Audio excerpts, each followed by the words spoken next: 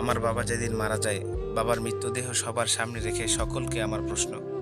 আমার বাবা যাদের কাছ থেকে টাকা ধার নিছে, যে যে টাকা পায় সবাই আমাকে জানাবেন। সকলকে আমি ঋণ শোধ করে দিব। এই কথা শোনার সাথে সাথে আমার ছোট ভাই হাত ঝাঁকি দিয়ে বলল, ভাই তুই শোধ করবি কেমন করে? তোরই তো আজ 5 বছর যাবৎ চাকরি নেই। বেকার থেকে তুই এতগুলো টাকা কিরকম করে শোধ করবি? ছোট ভাইকে আমি আস্তে আস্তে ইশারা দিয়ে বললাম, চিন্তা করিস না ভাই, বাপের সব ঋণ আমি শোধ করে দিব, 1 টাকাও বাকি রাখবো না। পরের দিন সকালে ঘুম থেকে উঠতে না উঠতেই দরজা খুলে দেখি সামনের রুমে 4-5 জন লোক বসে আছে, পাওনাদার। দেখে আমার গা ঘেমে উঠল। তাদের যে কি বলবো, আমার মুখে ভাষা আসছিল না। রাতটা ঠিক মতো পার হতে দিল না, এসে হাজির। সামনে যেতেই একজন দাঁড়ালো, দাঁড়িয়ে আমাকে বলছে, আমি অমুক ব্যাংক থেকে আসছি, আপনার বাপ আপনাদের নামে 20 লাখ টাকা ব্যাংকে রেখে গেছে, তাড়াতাড়ি ব্যাংকে আসেন।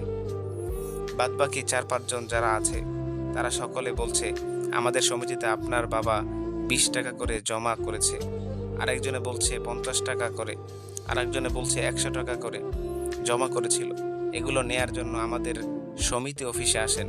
পরে সব হিসাব করে দেখি বাবা আমাদের জন্য প্রায় 37 লাখ টাকা জমা করে রেখে গেছে। টাকাগুলো হিসাব করতে করতে আমার একদিন রাতের কথা মনে পড়ে গেল। ওই রাতে আমি আমার বাবাকে প্রশ্ন, আপনি কেমন বাপ? আমাদের ভবিষ্যৎ নিয়ে আপনার কোনো চিন্তা আছে? আপনার মতো বাপ আমাদের দরকার নাই, কোনো টাকা পয়সাই দেন না আমাদের, আমরা চলবো কিভাবে? বাবা তখন মুচকি হেসে বলল, আমি আমার সাধ্য মতোই চেষ্টা করেছি, সময় হলেই সব বুঝতে পারবি। সেদিন আমি বাবার মুচকি হাসি বুঝতে পারিনি। সেই দিনটা আজ ঠিকই আসছে, কিন্তু বাপটা আমার নাই।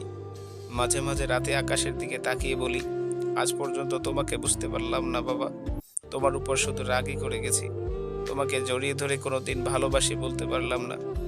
আজ বুঝতেছি কি জন্য তুমি এক শার্টে 3 বছর পার করেছিলা, এক স্যান্ডেলে 32 বার সেলাই করে পড়তা, তোমার কাছে ক্ষমা চাওয়ার সময়টাও দিলা না। আমাকে তুমি মাফ করে দিও বাবা, জীবনে তোমার সাথে অনেক বেয়াদবি করেছি। তার কয়দিন পরে খোঁজ নিয়ে দেখি আমার বাবা কারো কাছে থেকে 1 টাকাও বাকি করেনি, 1 টাকাও ঋণ করেনি, বরঞ্চ অনেক মানুষদেরকে টাকা ধার দিয়েছে, তারা এসে সব দিয়ে গেছে। তাই আপনাদের হাত পা ধরে বলি, আপনাদের অনেকের বাপ বেঁচে আছে।